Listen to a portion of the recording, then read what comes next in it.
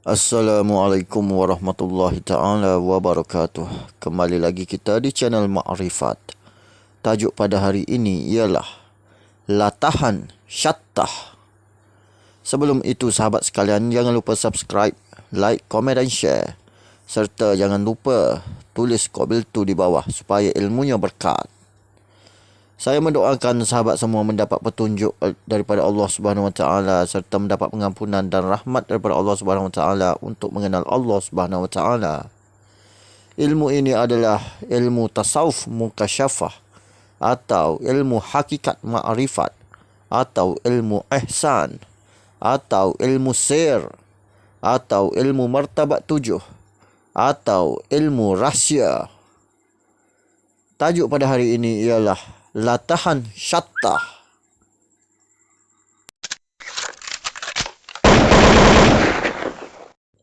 Sahabat sekalian, latahan syattah bermaksud latahan yang terkeluar daripada bibir seorang waliullah atau seorang yang karam dengan Allah, yang tenggelam dalam lautan cinta Allah. Maka para waliullah itu tidak dapat mengawal dirinya tentang kelazatan bersama dengan Allah Subhanahu Wa Taala dalam fana billah. Dalam surah Toha ayat 14 berbunyi, A'udzubillahi minasyaitonirrajim. Innani anallahu la ilaha illa ana fa'buduni wa aqimis solata li zikri. Maksudnya, sesungguhnya akulah Allah, tiada Tuhan melainkan aku. Oleh itu, sembahlah akan daku dan dirikanlah sembahyang untuk mengingati daku. Surah Toha ayat 14. Perlu diingat bahawa ayat ini ditujukan kepada Nabi Muhammad sallallahu alaihi wasallam daripada Allah Subhanahu wa taala.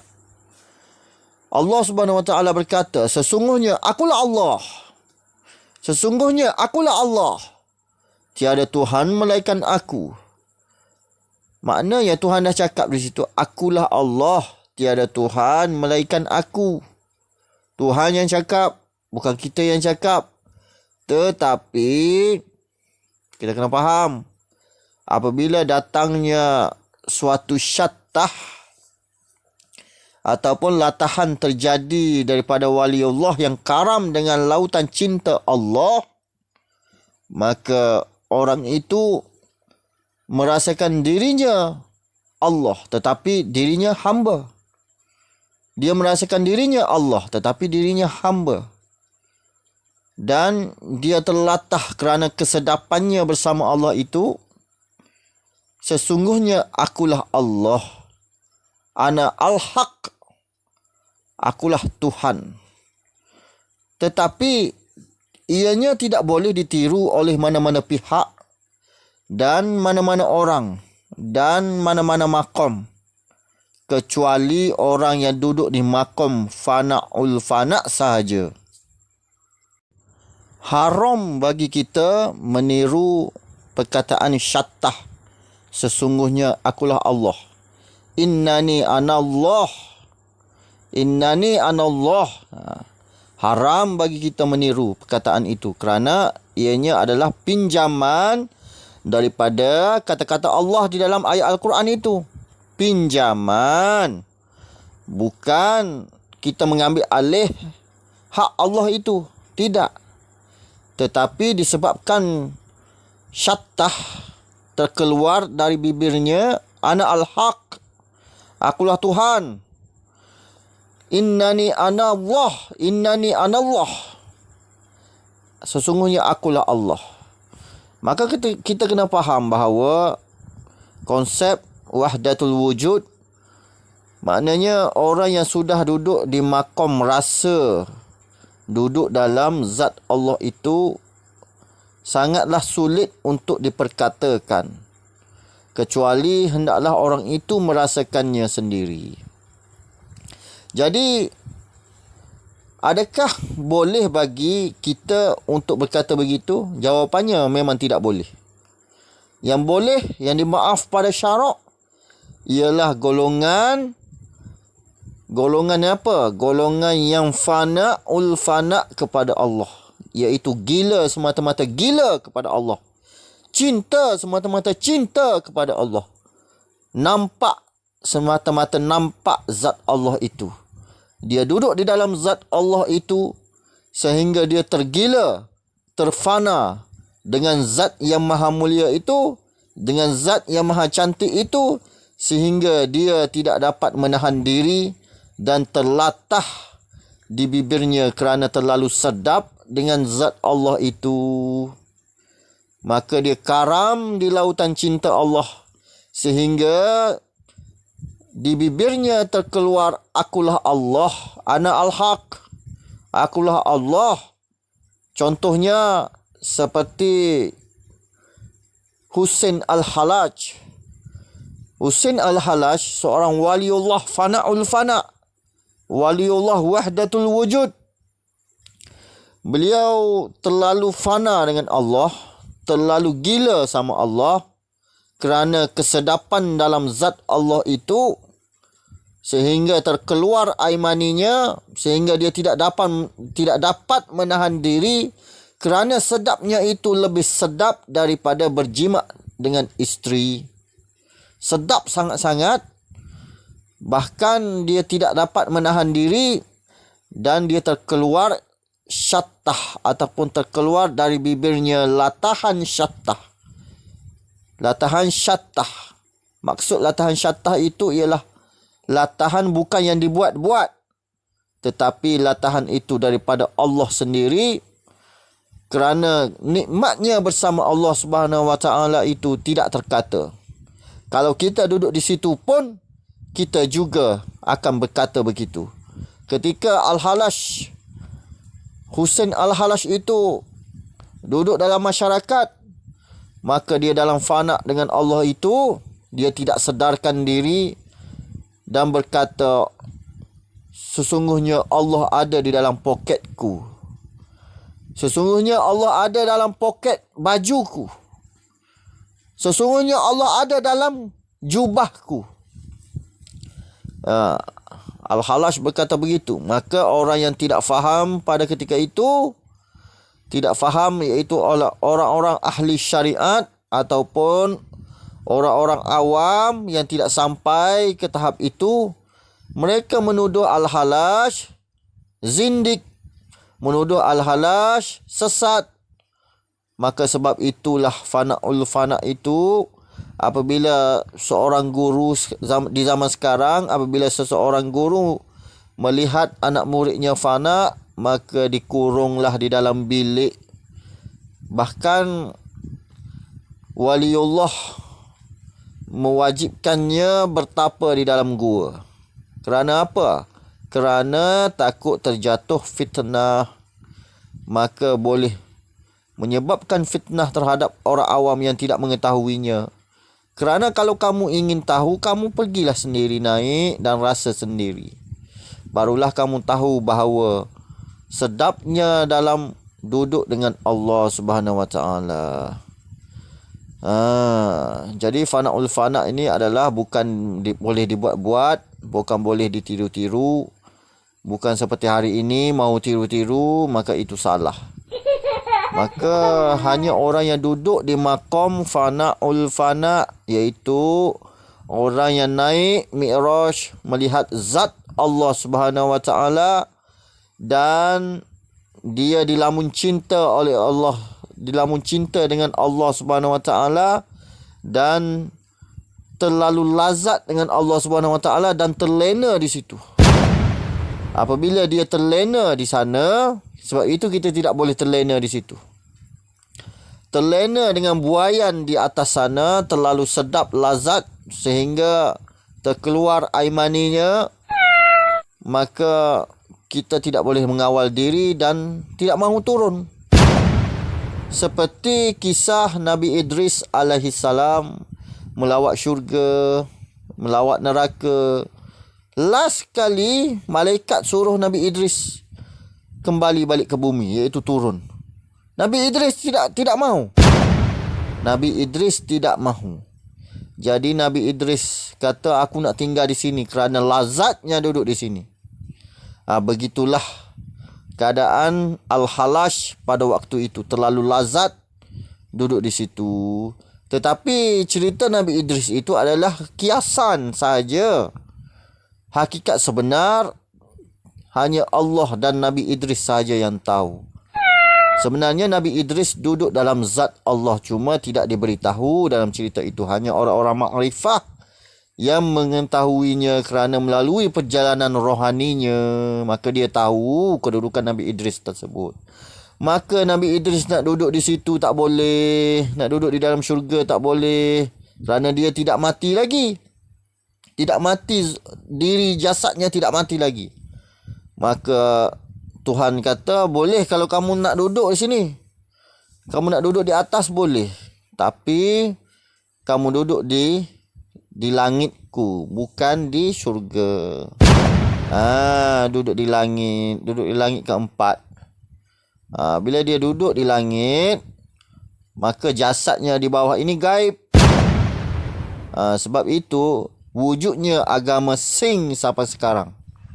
Agama Singh tu, agama Singh daripada India sana, wujud daripada Nabi Idris itu. Mereka menyembah Nabi Idris. Mereka bertawassul kepada Nabi Idris untuk menyembah Nabi Idris tersebut. Kerana Nabi Idris itu adalah seorang raja yang tinggalkan dunia dan bertapa di bawah pokok. Dan naik, rohnya, batinnya itu naik ke atas. Melawat syurga, neraka semua. Begitulah.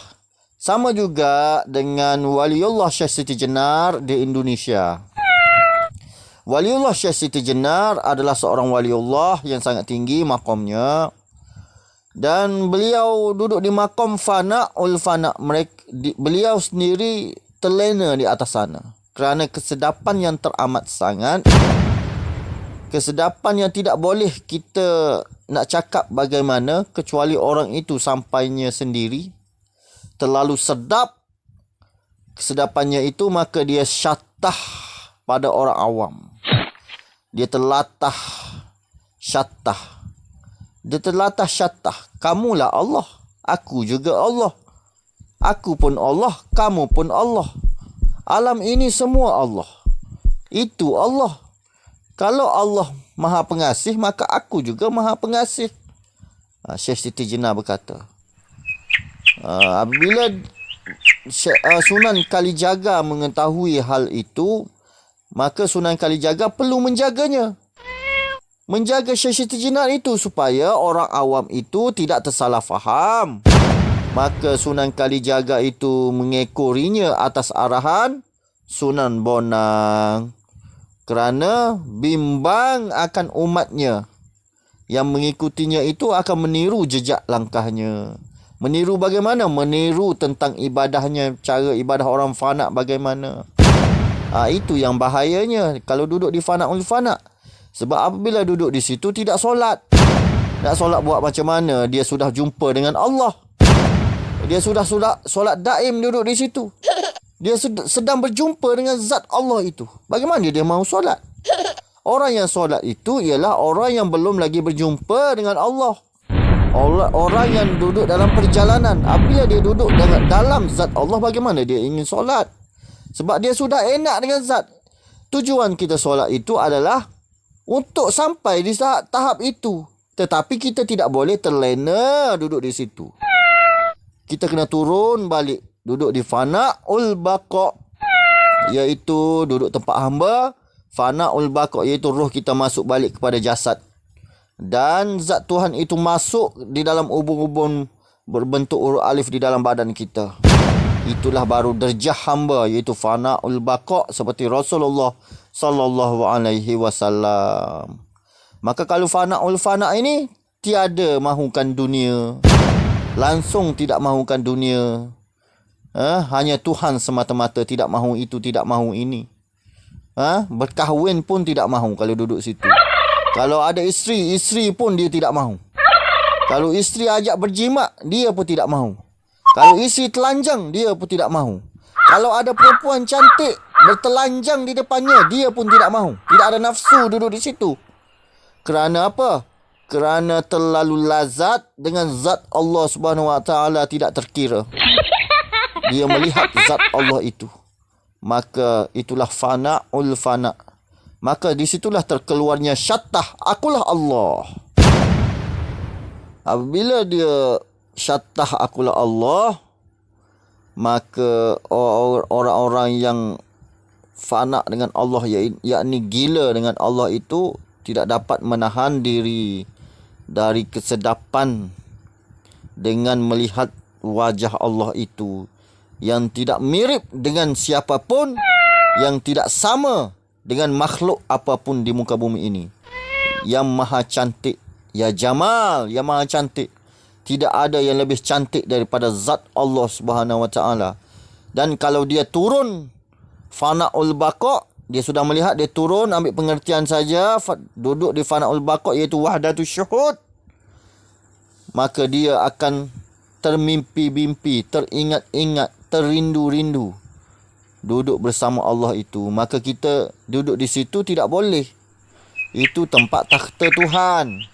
Ibaratnya seorang gundik pergi ke istana raja, tidur sama raja. Ibarat seorang gundik raja dibawa ke istana raja, seorang gundik raja dibawa ke istana raja dan tidur bersama raja. Tetapi adakah gundik itu boleh tidur di situ selama-lamanya? Jawapannya tidak boleh, kerana banyak lagi gundik di luar sana. Tidak boleh. Kerana apa? Kerana itu tempat takhta sang raja. Maknanya dia kena turun balik, pergi ke rumah dia balik, gundik itu, pergi ke tempat gundik itu balik. Kalau dia ajak tidur, baru pergi balik. Selepas habis tidur, pergi balik semula ke rumah gundik itu. Begitulah ibaratnya seorang hamba dengan seorang Tuhan. Apabila Tuhan mengangkat kita melihat zatnya, maka sedap. Ibarat kamu berjimat, lebih sedap daripada berjimat dengan isteri. Kerana kamu duduk dalam zat Allah Subhanahu Wa Taala, lazat tidak terkira, sehingga terkeluar air maninya. Maka disitulah akan terkeluar perkataan-perkataan syattah. Akulah Allah, kamu pun Allah, alam ini Allah, semua Allah, kereta itu Allah, mobil itu Allah, kamu pun Allah, semua Allah belaka, nasi pun Allah. Dia nampak pada pandangannya itu semua adalah dihidupkan oleh Allah Subhanahu Wa Taala. Kerana apa? Kerana dia nampak, dia rasa sendiri semua Allah yang melakukannya. Tiada sesiapa pun yang ada sifat makhluk. Hakikatnya daripada zat Allah wajibul wujud, zatul mutlaq. Daripada situ. Kena faham. Jadi, adakah kita boleh tiru duduk di situ? Jawapannya tidak boleh meniru. Kerana orang duduk di fana'ul fana', dia benci kepada dunia. Satu. Yang kedua, dia terlalu sedap dengan zat Allah, sehingga dia terlatah Allah, semua Allah. Yang ketiga, dia duduk di alam lain, duduk alam lahut. Dia nampak alam ini samar-samar saja. Dia duduk di tempat Tuhan, bukan tempat kita ini. Dan kalau duduk di tempat fana'ul fana' itu, manusia tidak akan bekerja lagi. Manusia tidak akan ambil tahu lagi hal anak isterinya. Tidak ada lagi dunia baginya. Semua semata-mata duduk dengan Allah semata-mata. Tapi itu bukan tempat kita, bukan tempat penghabisan. Itu hanya tempat ambil pengertian saja. Oh, ini Tuhannya. Maka aku sudah kenal, maka turunlah balik daripada wahdatul wujud, turunlah balik kepada wahdatul syuhud. Wahdatul syuhud turun kepada diri kita itu, barulah ada dunia balik. Kekal dengan macam orang ramai itu. Dia fana tapi kekal dengan macam orang ramai. Boleh bekerja, boleh jaga anak isteri, boleh berjimat dengan isteri. Faham? Mana kekal dengan macam orang ramai. Bila kalau dia duduk wahdatul wujud, dia tidak boleh berjimat dengan isteri, dia tidak ada nafsu. Makan pun entah makan entah 40 hari tidak makan, tidak minum. Kerana apa? Dia lazat dengan Allah. Maka dia tidak ingat lagi hal pakaiannya, dia tidak ingat. Telanjang macam itu aja. Dia telanjang macam itu kerana dia tidak ingat lagi pakaiannya. Anak-anak dia, wajah anak dia pun dia tidak akan ingat. Isterinya pun dia tidak akan ingat. Kawan-kawannya pun dia tidak akan ingat kalau duduk di situ. Kerana dia ingat semata-mata zat Allah Subhanahu Wa Taala, terpana dengan zat Allah itu. Sebab itu tidak boleh duduk di situ. Itu wahdatul wujud. Sebab itu Syekh Siti Jenar diikuti oleh Sunan Kalijaga. Kerana Sunan Kalijaga terlalu bimbang akan Syekh Siti Jenar itu, merosakkan anak-anak murid Syekh Siti Jenar itu sendiri dan merosakkan umat yang lain. Walaupun Syekh Siti Jenar itu benar dan betul.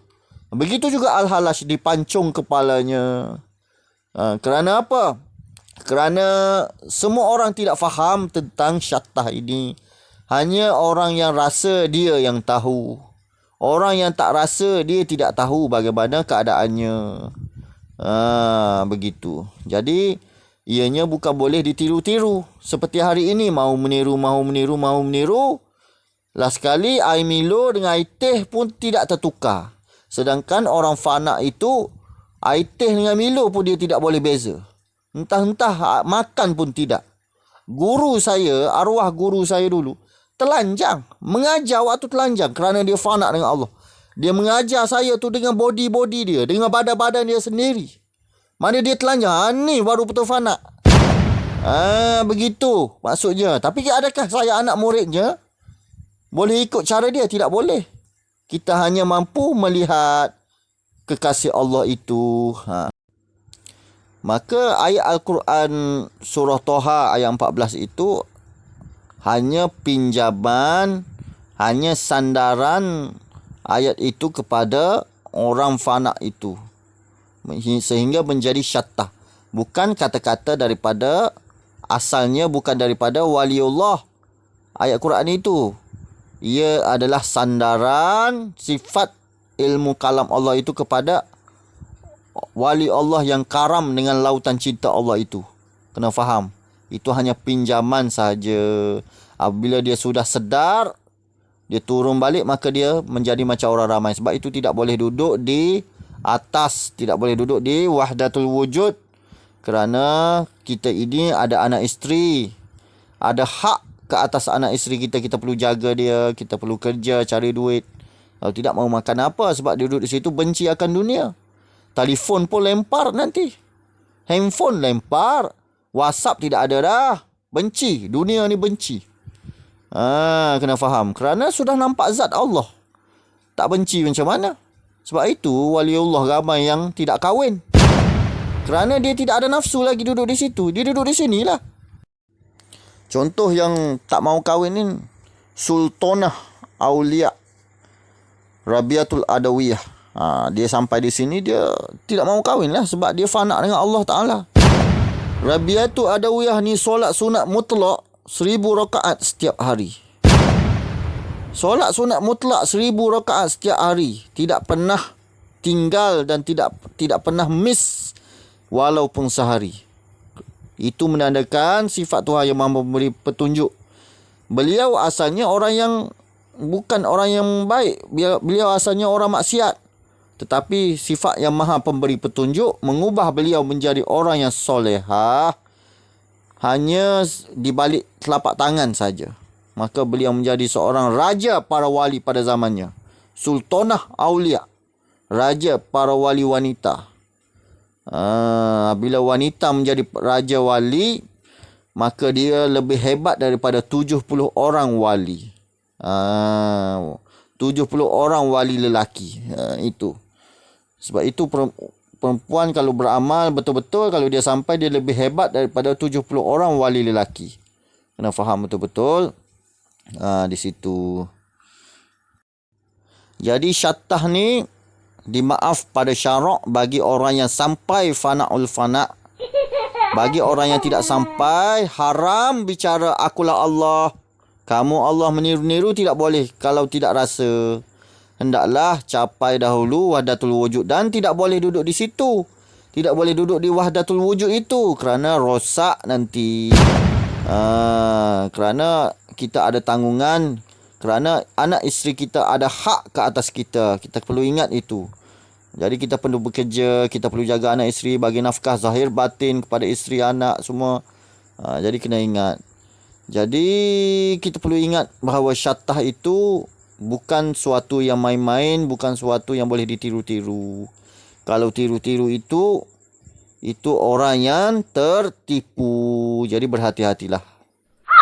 Akhirul kalam. Wassalamualaikum warahmatullahi taala wabarakatuh.